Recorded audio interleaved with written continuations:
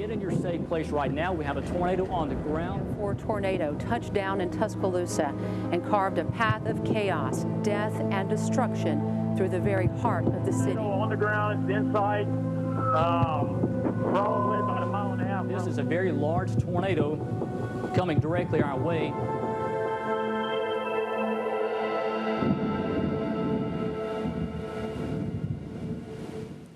Good evening. We're glad you're with us tonight. I'm Lynn Brooks. And I'm Richard Scott, and this is a WVUA 23 special Faces of the Storm 10 years later. On April 27, 2011, deadly tornadoes broke out all across Alabama. 253 people lost their lives. Thousands more were either directly or indirectly impacted. Tonight, we'll hear some of the incredible stories from people who lived through it. And find out how their lives and our communities have bounced back in the past decade. And Lynn, it's hard to believe it's been 10 years ago since this happened.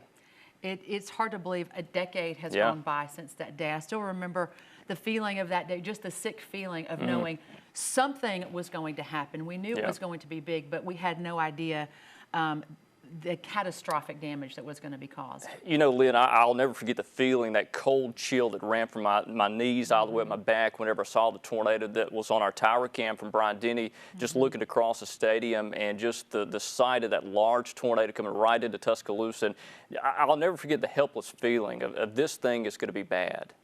And it was... and of course, you're the meteorologist and you're going to explain how these things happen, but it seemed like it was just the perfect storm, if you will. Yeah, the setup was interesting that day, Lynn, and let's talk about that. I want to go through kind of the meteorological aspect of that. Let's go to graphics and we'll show you that. The setup on April 27, 2011, it was a unique setup. We have severe weather often here in Alabama this time of year, but this setup was something special. In terms of the criteria we look at for severe weather, this was a unique event, and we had a rare dry line. Typically, we don't see that here in the southeast. This is something you see back over Texas and Oklahoma, where they have these supercell thunderstorms on a dry line. We had that here in Alabama, but what we need is several ingredients to come together for severe weather. One is the Gulf of Mexico, the warm, moist air, the fuel for the storms here. And that is the gasoline for thunderstorms to become organized and can become severe. You also need the jet stream, that strong winds aloft, and that creates your wind shear. That's that turning of winds. The higher in the altitude, the higher in the atmosphere you go. And as you see these thunderstorms develop, these will begin to spin and rotate. You also need some cold and dry air aloft. Now, looking at the year, in terms of any year standard severe weather setup, we typically see March, April, and early May here in Alabama when we see the prime ingredients for severe weather. And obviously see April sticks out there for the highest risk of severe weather.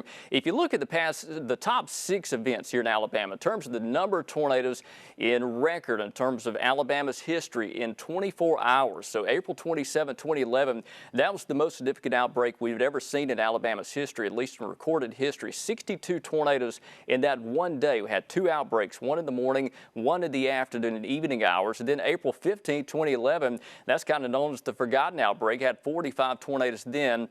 And again, you see most of these events happen either March or April. So again, that's when we typically see these tornadoes. So these are the streaks of tornado paths across Alabama. Again, 62 tornadoes, something very unique you don't often see.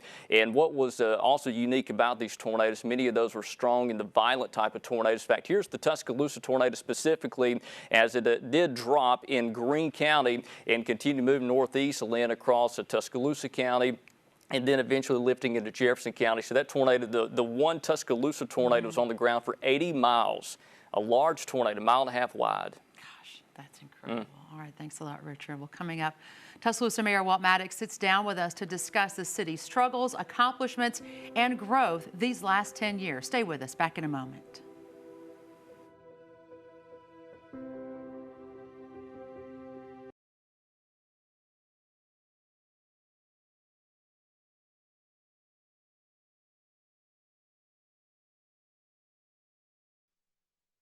We've got a very, very long, difficult road ahead of us. This is a massive undertaking because this was a disaster of proportions it's even difficult to imagine in Hollywood. And there are going to be cases, there are going to be issues and crises that can't be solved easily. but we're going to continue to work as hard as we know how to bring Tuscaloosa back. And that was Tuscaloosa Mayor Walt Maddox in the days after April 27th, 2011. Brings back some memories, I would imagine. Yeah, it was just looking at that, I looked very tired then for obvious reasons. And I don't think any of us knew at the time just how hard the recovery would be. But like Tuscaloosa always does, we rose to the occasion and we were able to succeed. Sure did. And when you think back about April 27th, 2011, a decade ago, what's top of mind for you? What's the first thing you think of? Well, I mean, certainly sadness about the loss of life, the considerable loss of life, the loss of businesses, you know, even the loss of peace of mind.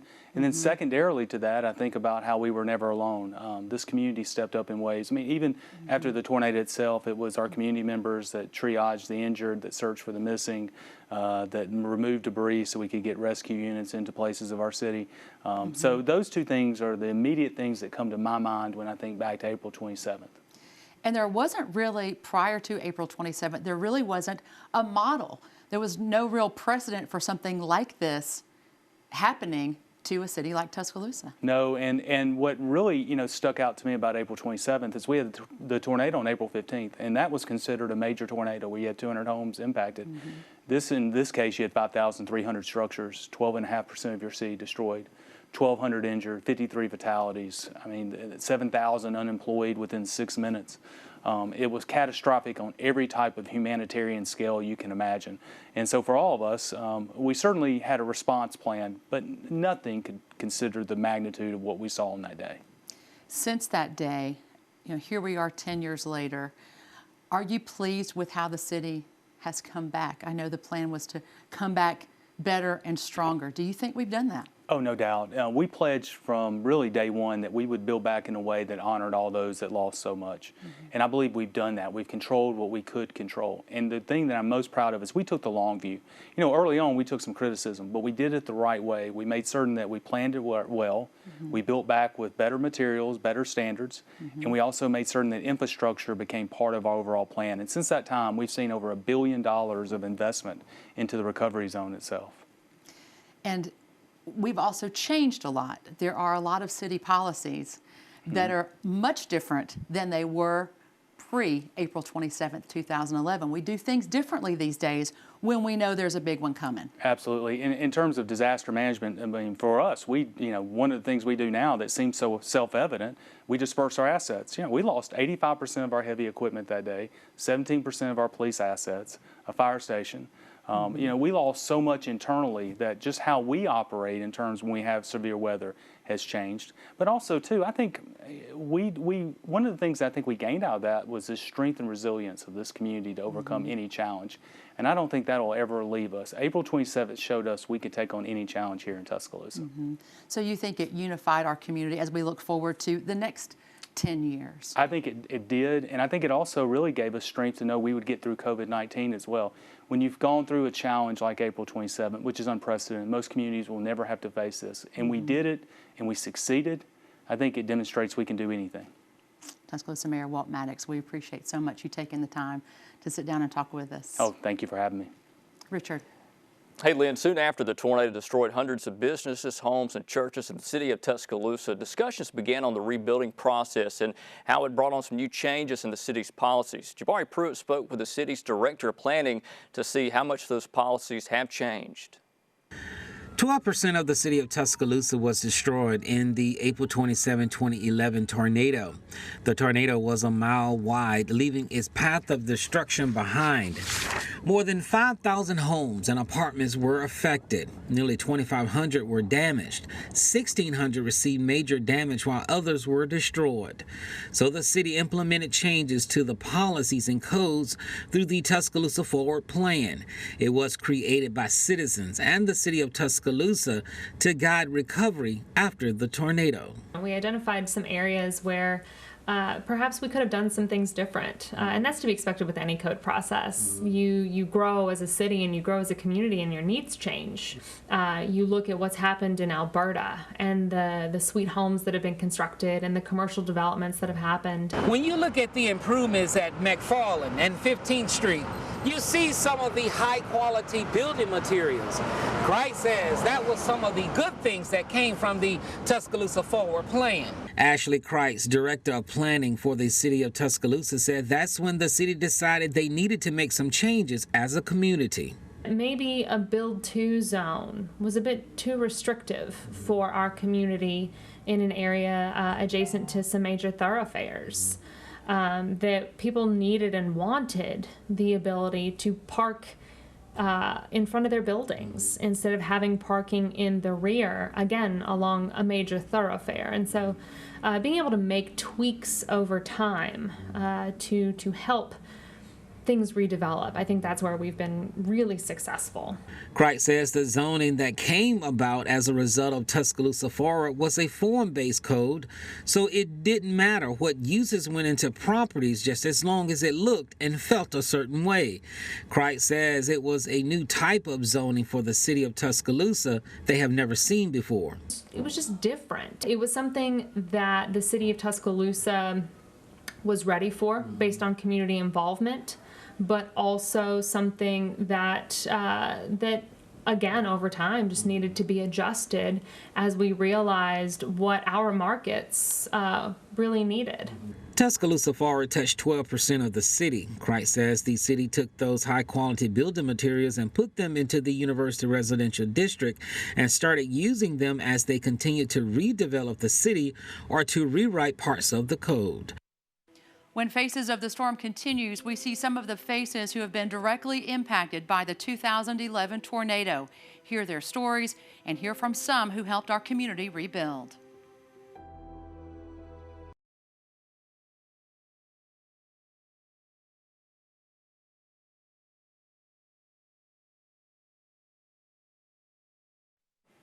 For some people, tornadoes bring a certain type of fascination. But for one Tuscaloosa man, chasing a storm led him straight to the moment that would change his life forever. April 27, 2011 was a pretty typical day. But 26-year-old Ryan Chandler wanted to see a tornado. He picks up a friend and they drive down 15th Street, not realizing these would be the last known images of that area. Then we got on 359 heading south. There it is. Trying to look past Nate and drive, I didn't realize that it was just getting closer and closer and closer to us. Now they're face to face with a giant killer. There's two of them. We need to go that way. No. Damn it, go back. We're fine. Chandler has to change direction. I'm not kidding. He goes for the simplest solution. I found out that my Jeep will go about 40 miles an hour in reverse. We don't know if this thing can change directions. We're not experts. They are alive, but others struggle to survive. A woman that came and got in the car, I don't know her name, she kind of came and got into the vehicle, and then in her panic and everything that was going on, it kind of clicked the reality that there were people that were hurt. I'm screaming help, and I hear people screaming. We left my Jeep parked in the middle of 10th Avenue with the woman in the back seat of my car and got out and started trying to dig people out. This community has since rebuilt, but on April 27, 2011, it was a much different scene. This community was decimated, people crying for help from under piles of debris. People were losing their lives. And it was in that moment, right here, that Ryan Chandler decided he would do what he could to save lives. It was a decision that would forever change the course of his life. And now, 10 years later, Ryan Chandler works here at the Hendersonville Fire Department. He's a firefighter saving lives every day. There would have been no way that I would have gotten into the fire service had the tornado not happened. After serving with the local department as a volunteer, he started training as an emergency medical technician. Now, as a full-time firefighter, Chandler believes he's found his true calling. I hate to look at that day with all the lives that were lost and the destruction and have a positive look at it, but for me, I was able to change my life and probably change the lives of some other people. Many heroes came out of that dark day 10 years ago, including the healthcare professionals at DCH. WVUA 23's Chelsea Barton sat down with two nurses who worked together on April 27, 2011 to survive and save others. Some days it feels like it's been 20 years. And then some days when you start talking about it, it feels like it was yesterday. So vivid, like it was yesterday. It really does.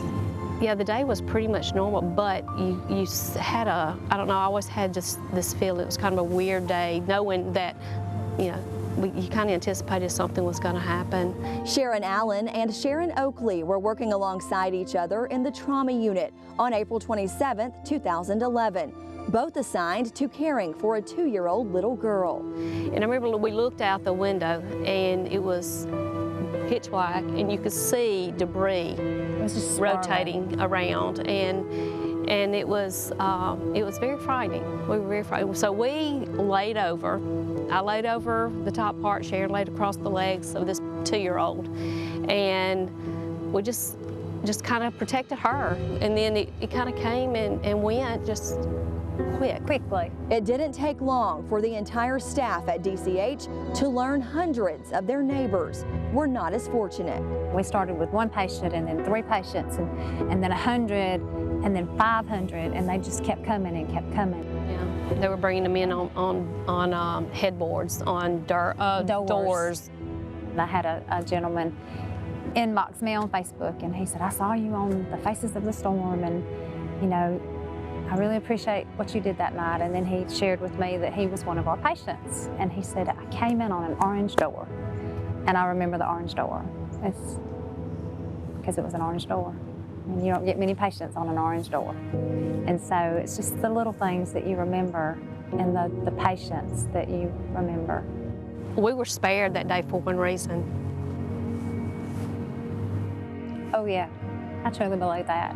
Especially afterwards when they had the aerial shots and you could see that it was coming straight toward us and then turn at the end. Because if it hadn't have, who would have taken care of the people that needed to be taken care of, So DCH had to stand to take care of those people. And I fully believe that's why God made it happen the way He made it happen. So much destruction caused thousands of people to be displaced. With DCH still standing, many saw it as their only place to turn. We knew no names. We'd be walking around with a baby on our hip, had no idea the name of the baby or the child or who their parents were. And that was one thing, because nobody had a name that day. And I remember one of the nurses, she was asked, what's your mom and dad's name? And they would say, Mom, Mama, Daddy. They didn't know their parents' name. And so it made it really hard, because you have these frantic, hysterical parents coming in the front door because they just want their child, and they want you to tell them their child's okay. And you can't on some of them. Sharon Allen especially remembers her first patient from the storm, who was a University of Alabama student. She says not one day has gone by over the last decade that she hasn't thought about this young man. You almost want to will somebody to get well or will them to get better. And I just wanted him to get well. And unfortunately, that wasn't what happened. And it's hard. It's hard because he's so young and he's just getting his life started. Sorry.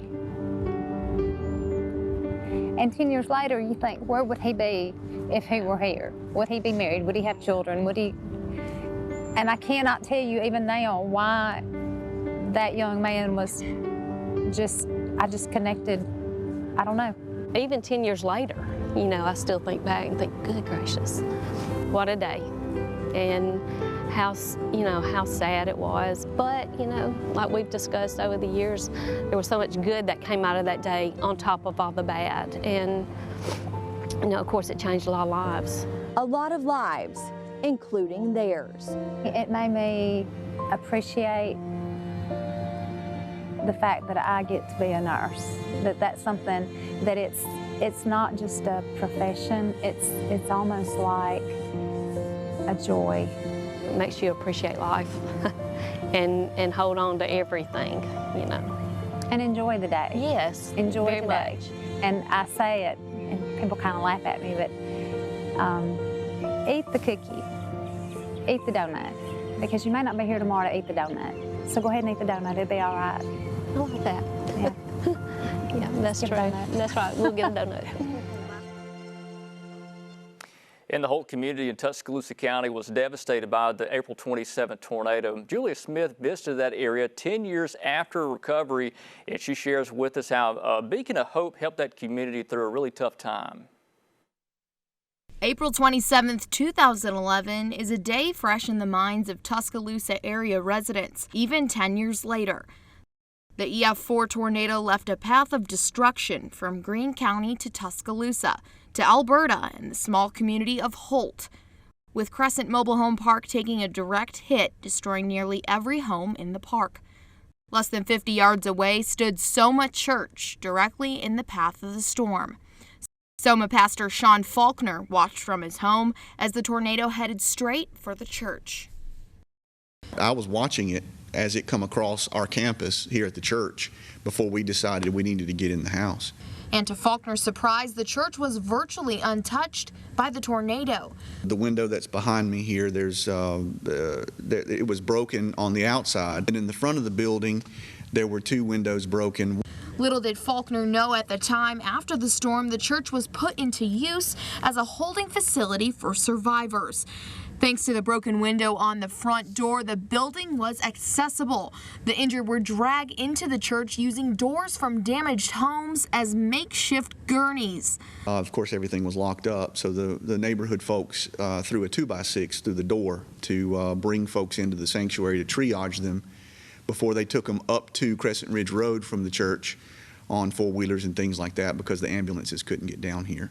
But this tragic night was just the beginning of a long journey for the close-knit community. Soma has always been there for the community, and during this time was no exception. The church was one of the staging areas for the distribution of food and supplies. Hundreds of people from all over the nation that came through and said, what can we do? And so we just had the privilege of saying, like many other people in our community, hey, here's what you can do, here's how you can help, and just coordinating that. While one of the centers of the communities was safe from the storm, another was not so fortunate. Roughly a mile from Soma, the tornado touched down here at Holt Elementary School. Principal Debbie Crawford remembers the phone call that evening. Our custodian, Jimmy Maddox, called me, and he said, Miss Crawford, the school has been hit. He was crying, and I said, I'll be right there. Because of the damage, they had to travel through the neighborhood instead of their ordinary route. Until then, things looked normal. And when I came out onto Crescent Ridge Road, I was amazed. And it still just brings tears to my eyes to kind of think about what I saw. After walking and assessing the situation, it was determined the school's gym was not damaged. That led to the next step. We set up areas to help people in the community. Though Crawford was worried about the physical school building, her main concern was about the most important part of the school, the students. I will never forget when that first carload of children, of our children, pulled in, and it was very emotional. Just days after the tornado, as Crawford and the community were working to get the school cleaned up so repairs could begin, they were visited by a very special guest. We did have a visit from the president, from President Obama. He toured the gym, and there were families in there, and some teachers. He and Mrs. Obama, just their care and concern was amazing. Though it was a long journey, Soma Church and Holt Elementary are back to being the cornerstones of the community, and the community is thriving as well. It is special, and I do think the community rallied together after the tornado, and because many people experienced loss. Yeah, that to me the biggest blessing was the unification of the residents, the churches, the schools, that we shared then, that continues now. Up next, we visit the Alberta area, which was devastated but is now a flourishing part of the Tuscaloosa community.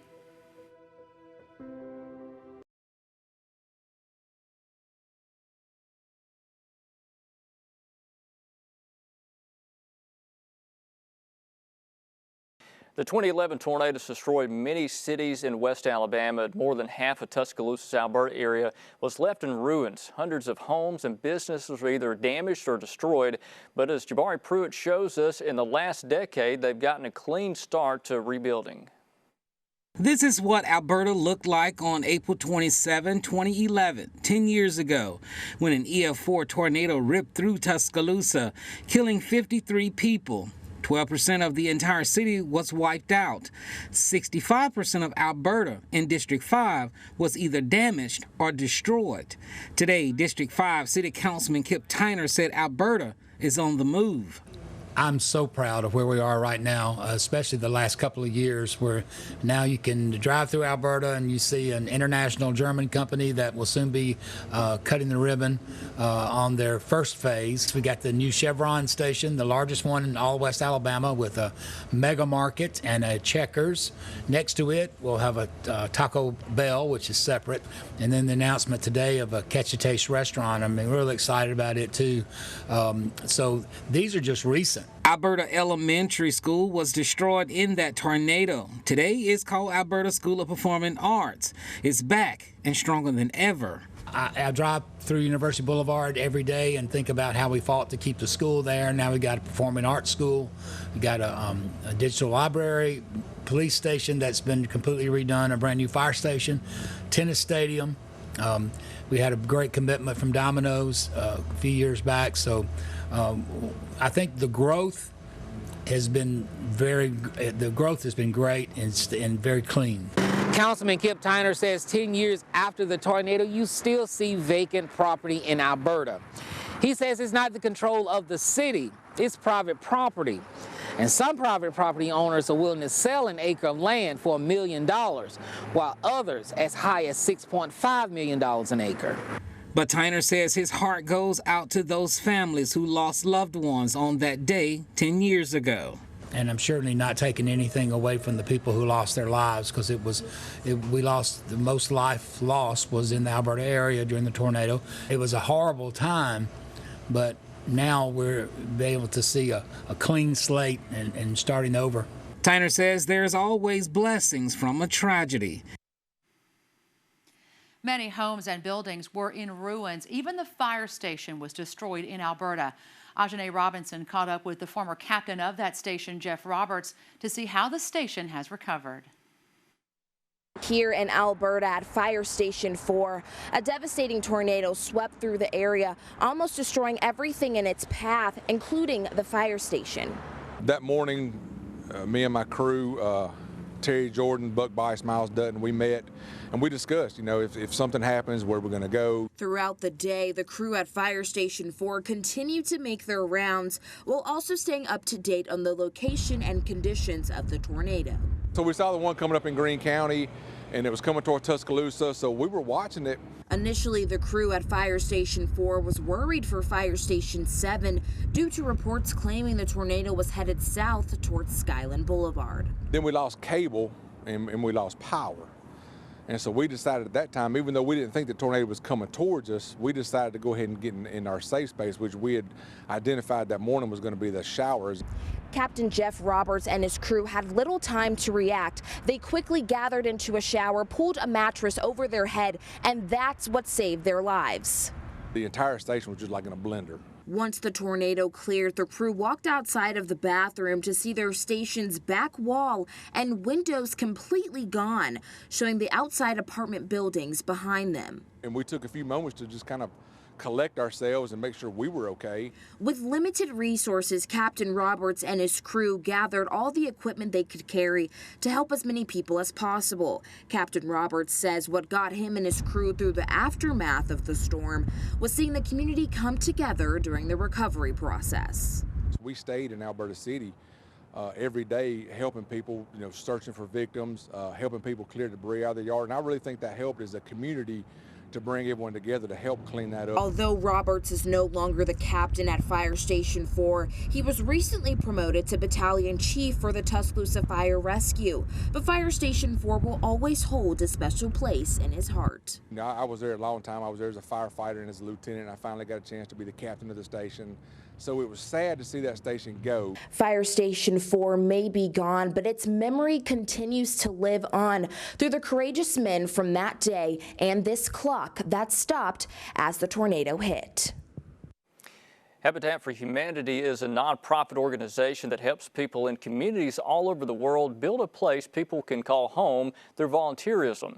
They have played a pivotal role for people in the Tuscaloosa area trying to rebuild their lives in the past 10 years. Andrea Matei has more on all the progress they made and what's to come. I was home alone, sitting, eating, and I heard my neighbors screaming, and I looked out the front door and seen the sky getting black and everything dissipating in front of me. It seems like yesterday. Shalara Powell knows what it's like to lose a home. In fact, she knows what it's like to lose two. She lost hers on April 27, 2011. And before that, in 2005, she lost her home in Louisiana to Hurricane Katrina. When the Tuscaloosa area started rebuilding after the tornado, Habitat for Humanity of Tuscaloosa played a big role. Through countless partnerships and more than 26,000 volunteers from all 50 states and 6 continents, they have been able to build dozens of homes, most on Juanita Drive in Alberta. This is our 87th house since the tornado. We've also repaired over 250 and we'll do about 100 roofs this year. So we are so fortunate to have been able to have such tremendous support from our community and from generous people around the world, and who came and who saw what happened to us on that awful day, and came to help. This is the 34th and final build for Habitat for Humanity on Juanita Drive, and appropriately, it'll be dedicated on April 27th.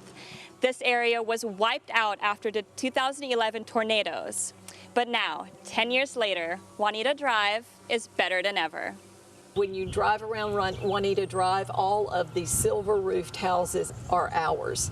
And most of these people lost everything in the tornado. We don't give away houses. A lot of people think that we do, but we don't. They purchase their homes, and when people say, "Oh, well, do people keep up their homes and things?" I invite them to drive down Juanita Drive.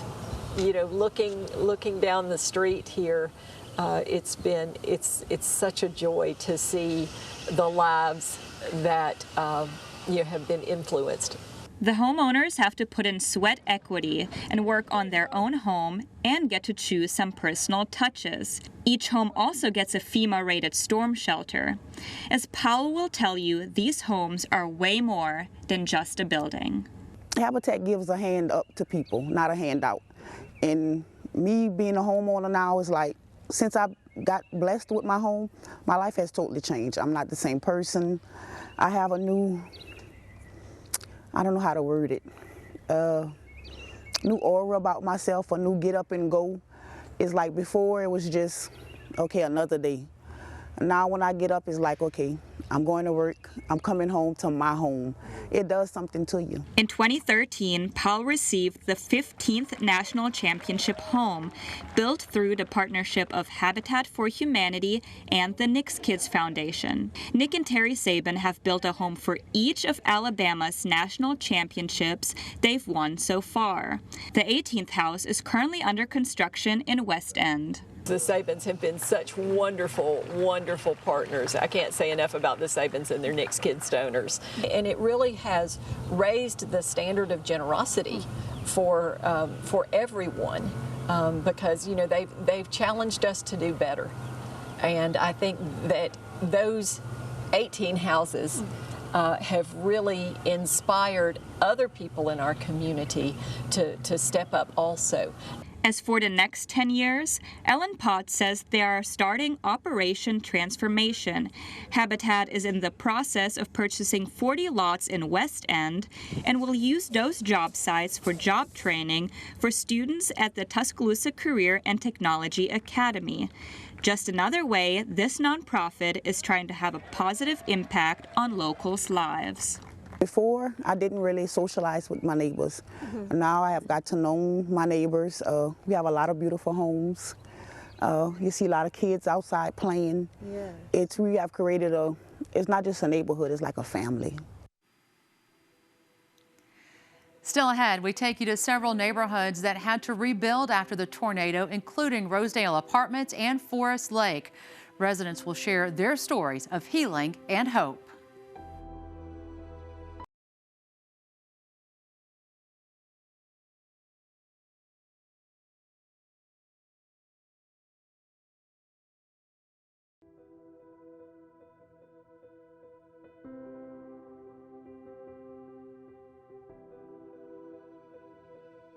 Residents of the Forest Lake neighborhood, located right on 15th Street, years after the storm, continue to rebuild and work on the rebuilding process. Maddie Davis has more on what it was like to be in that neighborhood as the storm hit.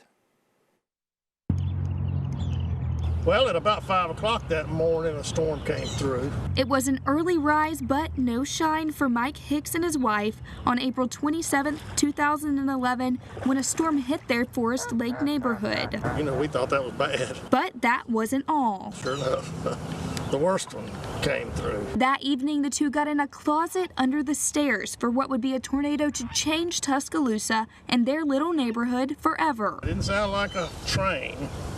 More like a jet that was just right outside the door. They got out with only a bump on the head and a missing shoe, but their entire house around them was pulled up from the ground. It seemed like it lasted forever, but it probably didn't last for a couple of minutes. When all things settled and the tornado moved past Tuscaloosa, Hicks said he stood up and he saw sunlight. But not just that, it was raining. Only later did they figure out that that rain was just water from the lake. Before that day, Forest Lake was known for, well, their forest of trees surrounding a beautiful lake. After the storms, it seemed that name no longer fit. Then you look around and it just looked like a bomb had gone off. I mean, there was no trees, standing in sight. People came from near and far to help the neighborhood rebuild. Hicks has since built a new house on nearly the exact place as the old, but memories from that day will never fade. It was like the giant monster trying to get to you. The house, you could hear wood cracking and breaking. Hicks still has tools covered in dust from the tornado aftermath. One of his most shocking keepsakes from the day is a tree slab that was pierced by a coin. And if you visit the neighborhood now, you can find people back on the lake fishing, canoeing, and feeding their most popular neighbors. I don't know how many ducks we actually lost. We didn't lose that many. They have sense enough to leave.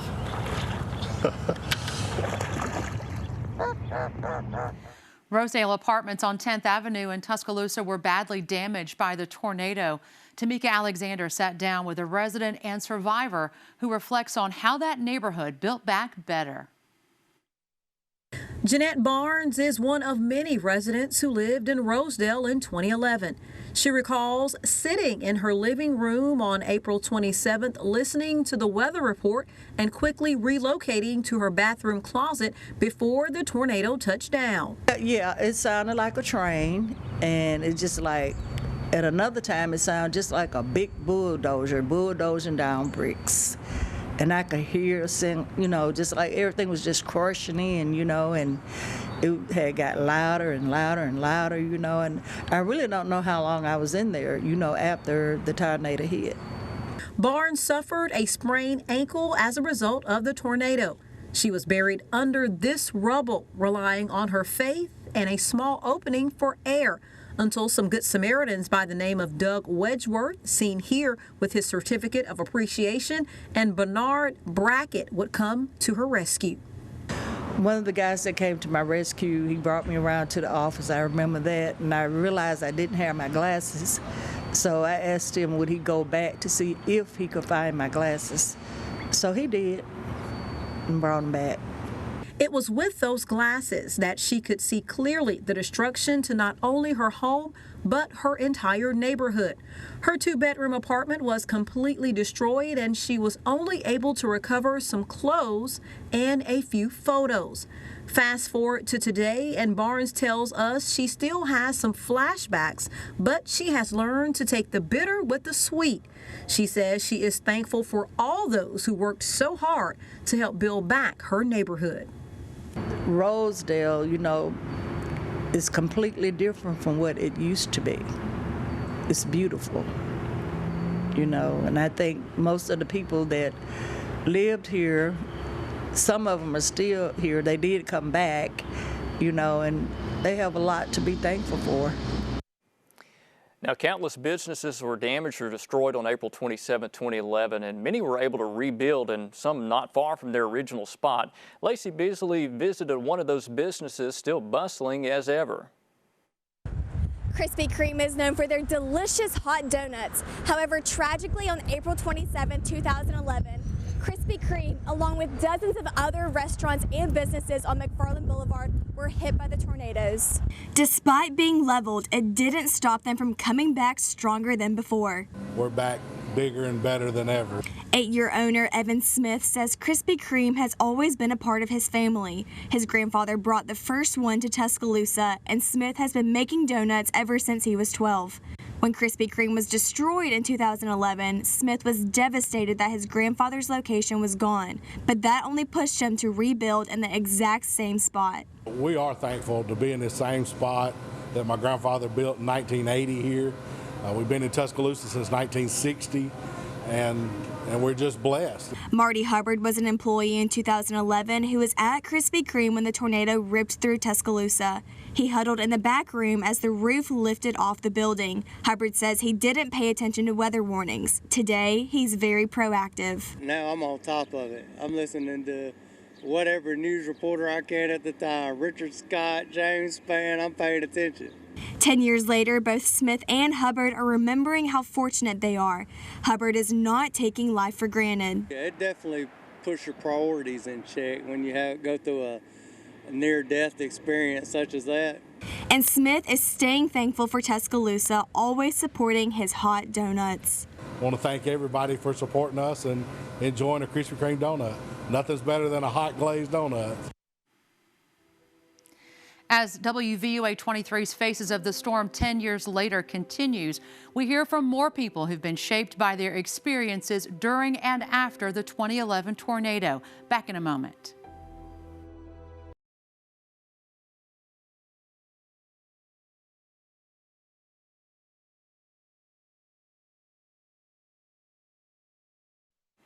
Football has a lot of meaning and weight to people in Tuscaloosa, whether you're a Bama fan or not. Andrea Matei sat down with a football player who was here in 2011 and talked about how April 27th and the days and months that followed transformed that year's team. When people think about Tuscaloosa, they think about the University of Alabama and its championship football program. When the tornado hit the community in 2011, football players turned into cleanup volunteers, showing their bond with Tuscaloosa is way bigger than just football. I think when that happened, I think it helped everybody from Coach Saban on down to really realize some perspective and to think about, football is really important, but there are things that are much more important. And so I think in some ways that perspective helped us play well that year. Former Alabama football guard Barrett Jones was part of the 2011 national championship team. He was going into his 4th season when the EF4 tornado hit Tuscaloosa. He says he was at his apartment with friends that afternoon. When the storm rolled in, he lost power and decided to go up on the roof. So we went up and got on the roof, and we saw the tornado coming towards Tuscaloosa. It was coming from our field of vision from right to left, and it looked like it was heading right for the stadium from our vision. You know, in one sense, it was a sight to behold, but then on the other sense, you really knew the kind of damage that it was inflicting, and probably that people were losing their lives. The next day, Coach Nick Saban called a meeting to check on all of the players. Long snapper Carson Tinker was hurt, and his girlfriend passed away.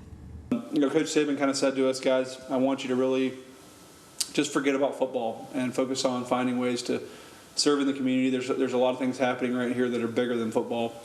And I saw, I think, a change in his countenance that day that I think is still kind of stuck with him, of just realizing the impact, that he could have on the community, because he jumped into action immediately, and I think a lot of us followed suit.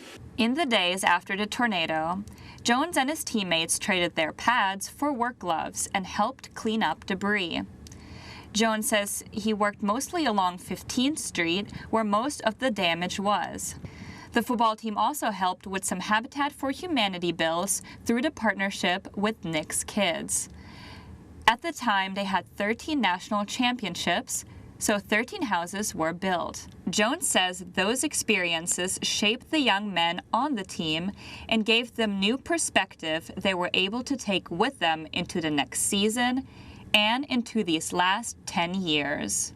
You know, there definitely were some people that kind of recognized me out there that I was working, but because we were working towards such a bigger cause, it was almost just an understanding where, you know, it didn't matter who you were, it didn't matter what background you came from, or if you were from Tuscaloosa, or if you're from somewhere else. We were there to work, and we were there to try to help out. And so it definitely was cool to be able to have an impact, and especially when I was with other players and we'd go out and pass stuff out. I think that was a neat experience, because it did maybe momentarily lift some people's spirits, but it continued to weigh heavy on our hearts. And I think even throughout the whole season, we really felt a sense of that we were playing for more. And I do remember the first home game that we had. We all gathered together, and it kind of felt like the first time that the city was back in one spot again. Obviously, Tuscaloosa is not that big of a town, and you have over 100,000 people in one place, a lot of them from Tuscaloosa. It was a really emotional moment, because for the first time in a long time, I think things kind of felt normal a little bit. It helped us all zoom out a little bit and get some perspective, because I think we all had our noses so deep down in football that it changed everybody. But the way that he led in that crisis, I think it will be a big part of his legacy and the impact he's had on the city. So really grateful for that time in some ways, because I do think it helped shape and mold us. And sometimes when you experience adversity, it can build character, and I think hopefully it builds some character in all of us. Our next story comes from a former employee here at WVUA 23. This time, 10 years ago, Sarah Macy was preparing to give birth to her first child. Her excitement quickly turned to fear as the storm approached. And Chelsea Barton sat down with Macy to relive that terrifying day. April 27th, 2011 is definitely a day that's going to stick with me for my lifetime. I was expecting my first child, and she was due a week from that time on April 27th. At 9 months pregnant, Sarah Macy and her entire family gathered at her parents' home in the center of Tuscaloosa to brace for the storm headed right for them. My two 80-year-old grandparents, my dad, my mom, two Jack Russells, and my husband were all in that hallway. We could feel, it almost felt like the house just picked up and shifted. My grandmother started screaming a little bit. I started praying out loud. And so many thoughts were going through my mind, but I did feel a peace come over me, which I was so thankful for. And then all of a sudden, it just picked up with a fury. And then that's when I was not sure if we were going to make it. It's that uncertainty and what could have happened mentality that Misi says she still struggles with, even 10 years later. That definitely caused me the most harm, and I think it caused me years and years of trying to heal from it, adding in the component of being someone who's expecting a child, especially so close. And I mean, I did feel comfort when I was praying, but I also felt like, you know, if I don't make it, I like my child. I mean, what am I gonna do? I'm horrified. What if something happens to her, and I make it? But they all made it. Sarah, her family, and her unborn baby girl. I didn't care about anything except for her, and I could feel her kicking, and that made me feel really good. Several days later at DCH Hospital in Northport, Sarah and her husband Seth were blessed with the birth of their healthy 8-pound, 5-ounce baby girl, Eileen Madison Misi. She's got her dad's nose. I love that. I guess I'll tell her, you know, she's a miracle baby, and that she, you know, was a survivor even before she was here. That's a message Sarah Misi says she still makes sure her daughter hears today.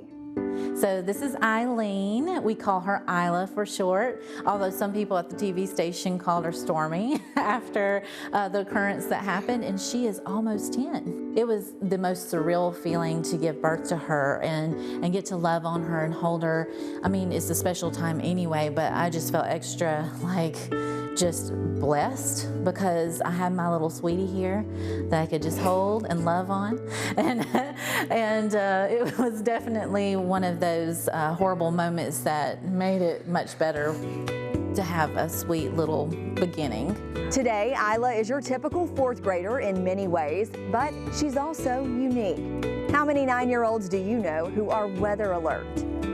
Why is it so important to stay safe and weather alert?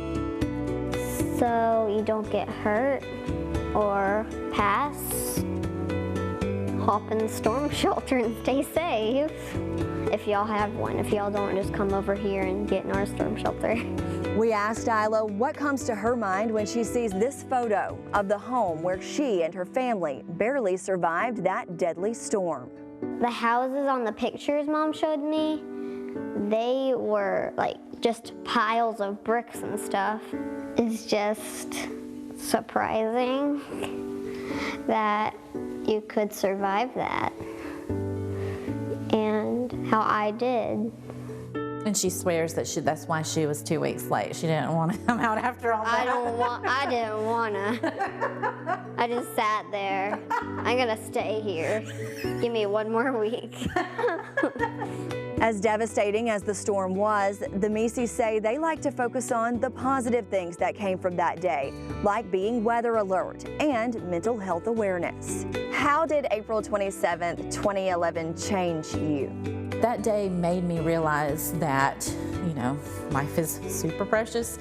It can be gone in a flash, but unfortunately it's hard for me to decide what really made me feel that. Was it the birth of my child or the tornado? Because I had 2 big life-changing experiences happen so close together. A lot has changed for the Misis over the last decade. Their family has grown. They've changed homes and even taken new jobs. But they still believe in miracles, just like they did 10 years ago.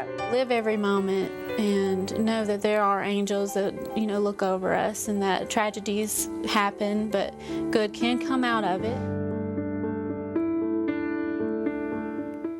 And Richard, I remember when Sarah was working here and she was getting ready to give birth. You know, new moms are always excited. It's such a wonderful time, but then this horrifying storm happens, and it's good to see Isla doing great. She's a spunky little 10-year-old and weather aware too. Yeah, and that's awesome to see there. We want everybody to be weather aware, especially if you do have that connection to storms. A lot of people do here. And Lynn, that tornado was personal for all of us here at WVUA. I lost my home and everything to the tornado.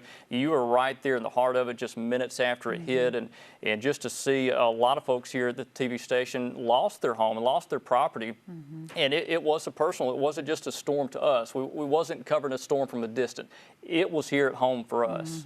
It got dangerously close here to the television station, so we were knocked off the air.